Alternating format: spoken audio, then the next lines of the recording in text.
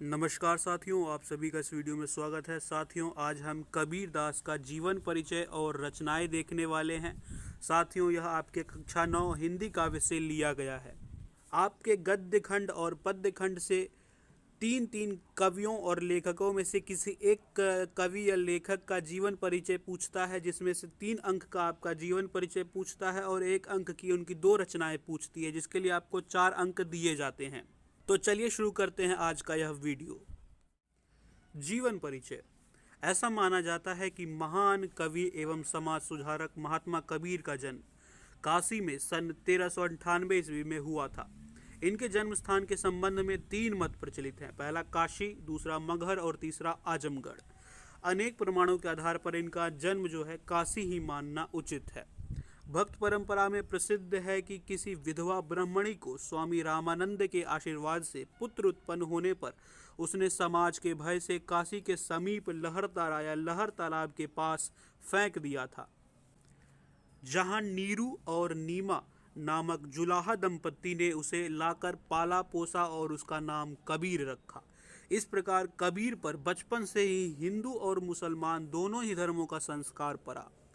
इनका विवाह लोई नामक स्त्री से हुआ था, जिससे कमाल नामक पुत्र और कमाली नामक पुत्री जन्म ली थी।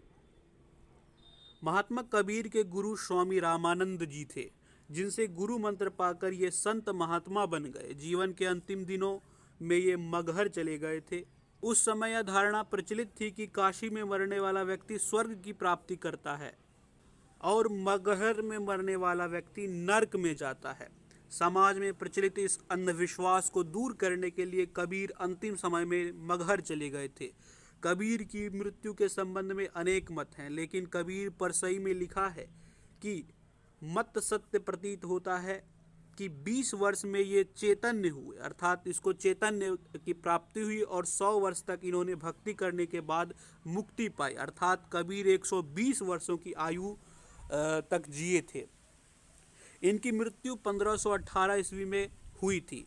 इनके शव को संस्कार किस विधि से हो, इस बात को लेकर हिंदू और मुसलमान में विवाद था, क्योंकि कबीर जो थे हिंदू और मुसलमान दोनों ही धर्मों से संबंधित थे। हिंदू इसका दाह संस्कार करना चाहते थे और मुसलमान इसको दफनाना चाहते थे। एक किंवदंती के अनुसार जब इनके शव पर से कफन उठाया गया तो शव के स्थान पर पुष्प राशि ही दिखाई दी, जिसे दोनों धर्मों के लोगों ने आधा आधा बांट लिया और दोनों ही संप्रदायों में उत्पन्न विवाद समाप्त हो गया। इनकी रचनाओं की बात की जाए तो इनका एक ही ग्रंथ है, जिसका नाम है बीजक। बीजक के 3 पार्ट हैं, साखी, सबद और रामायणी। इन्हीं तीनों पार्ट में जो कबीर दास के जो जितने भी विचार हैं वही संग्रहित हैं। तो साथियों, यह था कबीर दास का जीवन परिचय और रचनाएं। वीडियो कैसा लगा आपको हमें कमेंट करके जरूर बताएं। मिलते हैं अगले वीडियो में। जय हिंद।